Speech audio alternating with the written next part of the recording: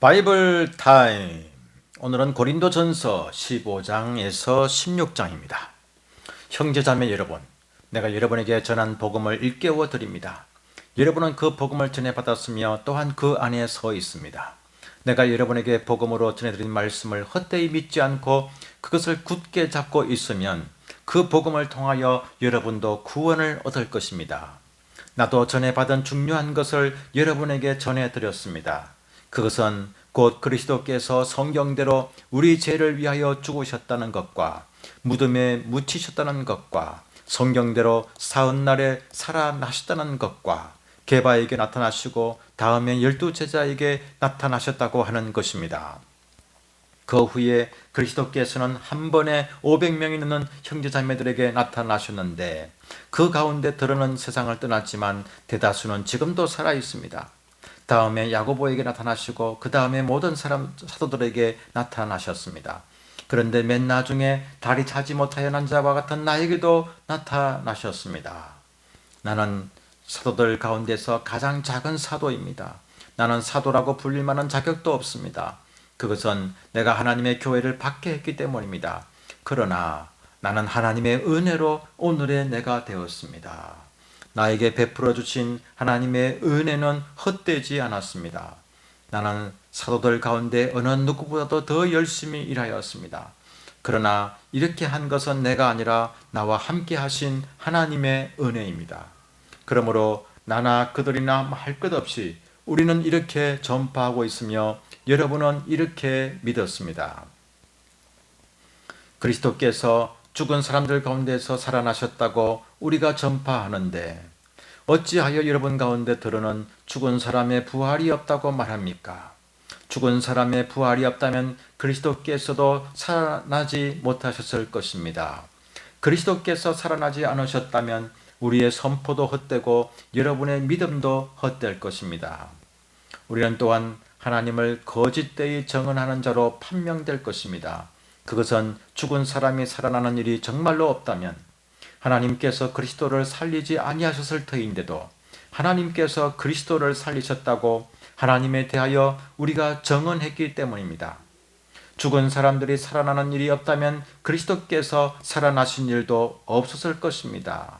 그리스도께서 살아나지 않으셨다면 여러분의 믿음은 헛된 것이 되고 여러분은 아직도 죄 가운데 있을 것입니다. 그리고 그리스도 안에서 잠든 사람들도 멸망했을 것입니다. 그리스도 안에서 우리가 바라는 것이 이 세상에만 해당되는 것이라면 우리는 모든 사람 가운데서 가장 불쌍한 사람일 것입니다. 그러나 이제 그리스도께서는 죽은 사람들 가운데서 살아나셔서 잠든 사람들의 첫 열매가 되셨습니다. 한 사람으로 말미암아 죽음이 들어왔으니 또한 한 사람으로 말미암아 죽은 사람의 부활도 옵니다. 아담 안에서 모든 사람이 죽는 것과 같이 그리스도 안에서 모든 사람이 살아나게 될 것입니다. 그러나 각각 제 차례대로 그렇게 될 것입니다. 첫째는 첫 열매이신 그리스도요. 그 다음은 그리스도께서 재림하실 때에 그리스도께 속한 사람들입니다. 그때가 마지막입니다. 그때에 그리스도께서 모든 통치와 모든 권위와 모든 권력을 폐하시고 그 나라를 하나님 아버지께 넘겨드리실 것입니다. 하나님께서 모든 원수를 그리스도의 발 아래에 두실 때까지 그리스도께서 다스리셔야 합니다. 맨 마지막으로 멸망받을 원수는 죽음입니다. 성경에 이르기를 하나님께서 모든 것을 그의 발 아래에 굴복시키셨다 하였습니다.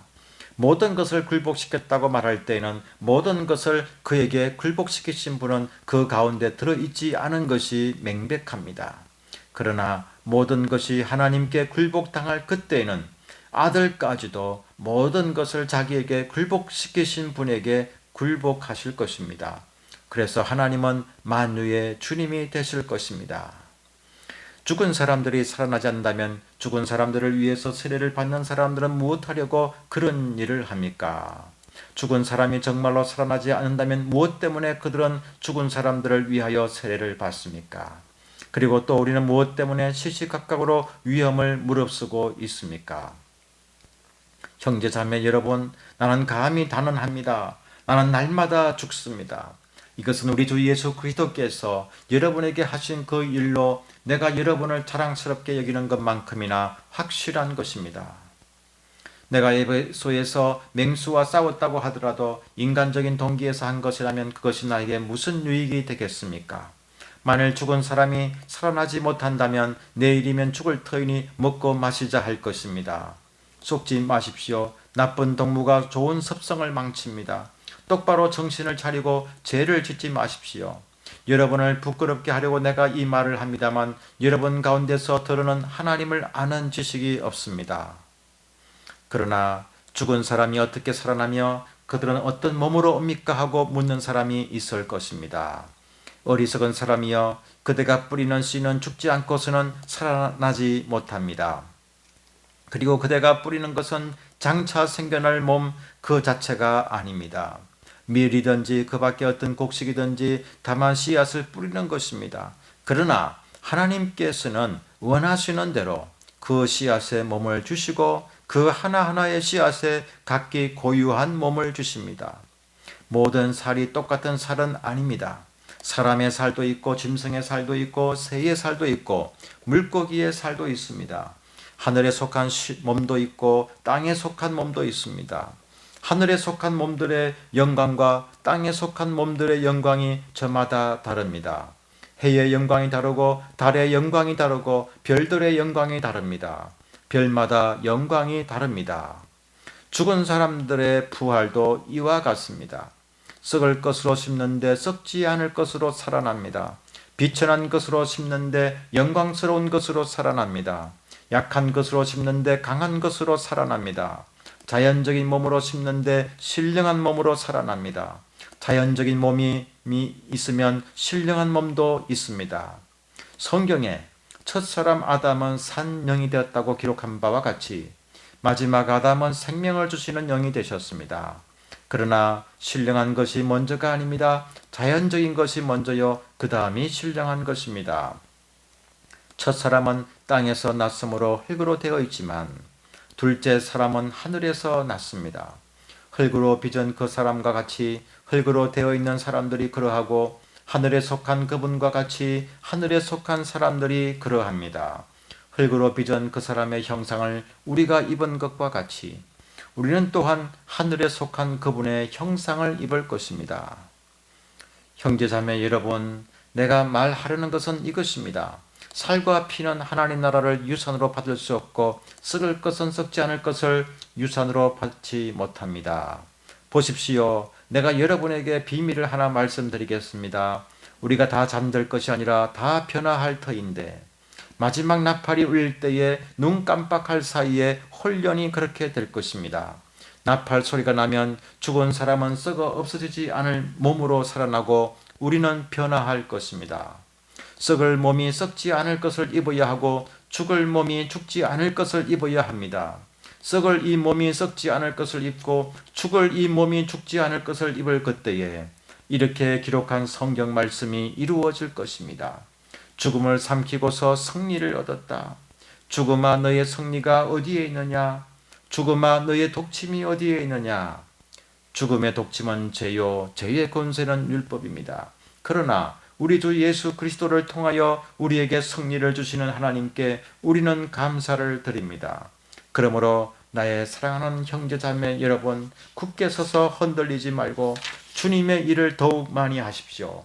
여러분이 아는 대로 여러분의 수고가 주님 안에서 헛되지 않습니다. 성도들을 도우려고 모으는 헌금에 대하여 말합니다. 내가 갈라디아 여러 교회에 지시한 것과 같이 여러분도 그대로 하십시오. 매주 첫날에 여러분은 저마다 수입에 따라 얼마씩을 따로 저축해 두십시오. 그래서 내가 갈 때에 그제야 헌금하는 일이 없어야 할 것입니다. 내가 그리로 가게 되면 그때에 여러분이 선정한 사람에게 내가 편지를 써 주어서 그가 여러분의 선물을 가지고 예루살렘으로 가게 하겠습니다. 나도 가는 것이 좋다면 그들은 나와 함께 갈 것입니다. 나는 마케도니아를 거쳐서 여러분에게로 가겠습니다. 내가 마케도니아를 지나서 여러분에게로 가면 얼마 동안 함께 지낼 것이고 어쩌면 겨울을 나게 될지도 모르겠습니다. 그 다음에 여러분은 내가 가려는 곳으로 나를 보내주시기를 바랍니다.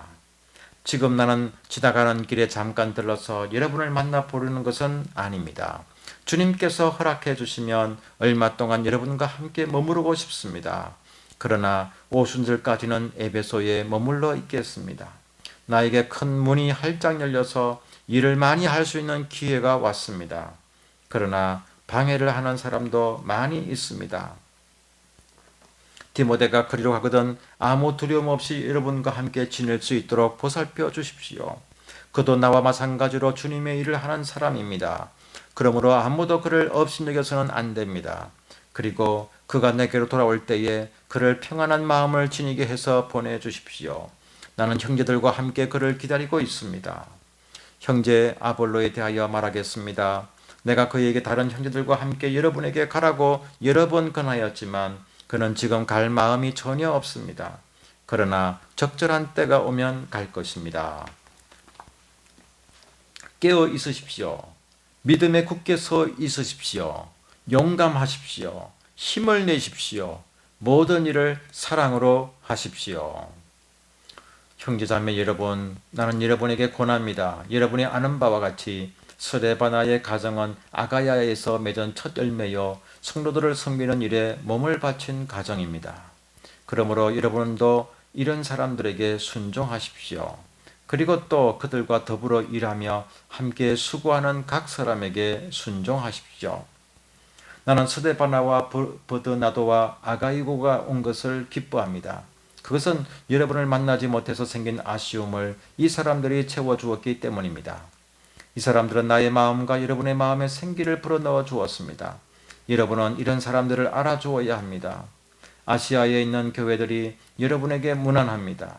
아굴라와 브리스가와 그 집에 모이는 교회가 다 함께 주님 안에서 진심으로 무난합니다. 모든 형제자매들이 여러분에게 무난합니다. 거룩한 입맞춤으로 서로 인사하십시오. 나 바울은 친필로 인사의 말을 씁니다. 누구든지 주님을 사랑하지 않는 사람은 저주를 받으라. 마라나타, 우리 주님 오십시오. 주 예수의 은혜가 여러분과 함께 있기를 빕니다. 나는 그리스도 예수 안에서 여러분 모두를 사랑합니다. 아멘.